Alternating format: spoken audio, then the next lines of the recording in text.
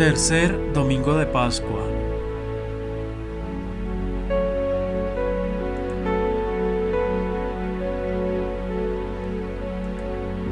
Continuación del Santo Evangelio según San Lucas. Y ellos contaron lo que les había pasado en el camino y cómo le reconocieron en la fracción del pan.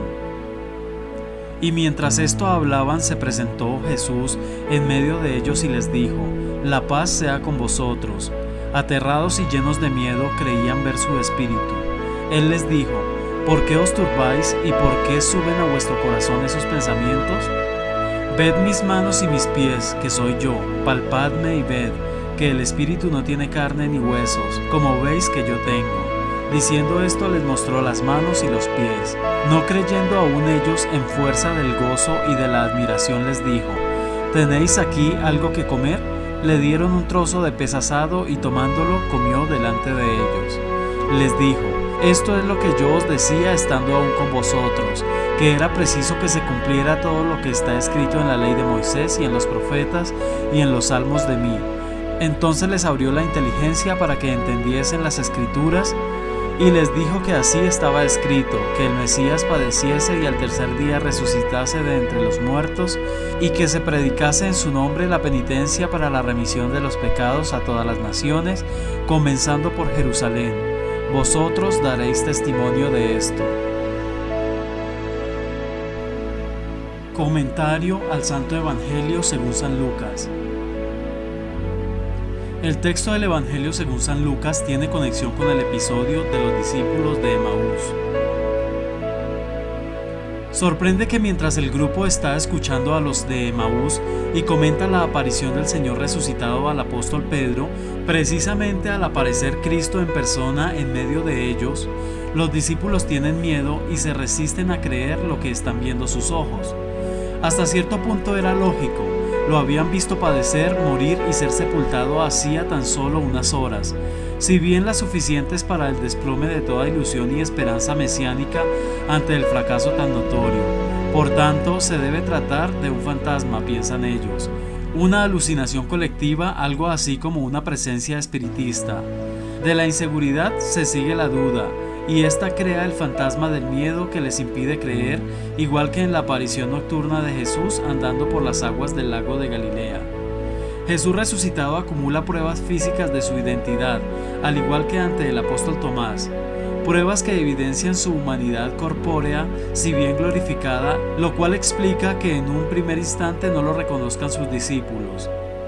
Pero ellos, después de un proceso gradual de fe y con base en su experiencia y contacto personal con el Señor resucitado, acabarán por reconocer que no es otro que el mismo Jesús de Nazaret, su Maestro, que murió y ahora está vivo porque ha resucitado.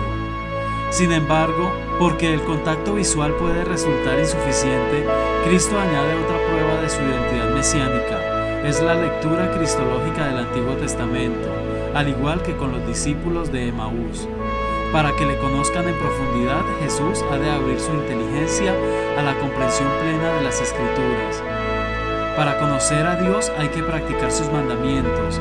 En esto sabemos que conocemos a Dios, en que guardamos sus mandamientos. Quien dice yo le conozco y no guarda sus mandamientos es un mentiroso y la verdad no está en él. Así San Juan previene a los cristianos sobre los errores y falsedades del mundo: política, poder, dinero, sexo, droga, aborto, vida alocada sin ningún freno, etc.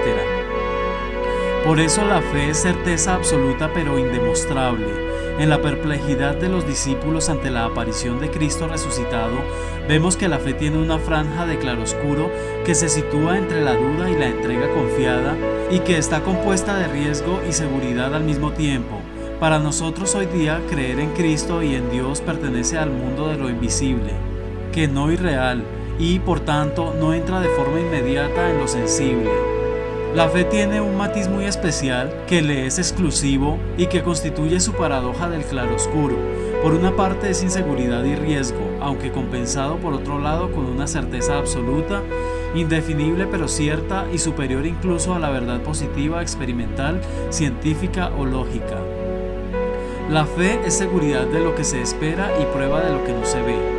Creer es razonable, aunque no se llegue a la fe por deducción lógica o argumentos contundentes, sino por la entrega, la confianza, el encuentro personal y la aceptación de Dios a través de su palabra, es decir, por el núcleo central de la persona que se abre al don de Dios. El corazón tiene sus razones que la razón no comprende. Es el corazón el que siente a Dios, no la razón, y eso es precisamente la fe, Dios sensible al corazón, no a la razón. Reflexión. Creer es comprometerse a fondo con Dios, con nuestra conciencia y actitudes personales, con los demás, con el mundo y con la vida. Creer en la resurrección de Jesús no es cargarse de razones para demostrar este acontecimiento sorprendente, metahistórico e indemostrable con los métodos científico-históricos, sino aceptar el misterio de fe que constituye este hecho cierto en la vida de Jesús y en la nuestra. Cristo no es un fantasma histórico del pasado, sino vida en presente.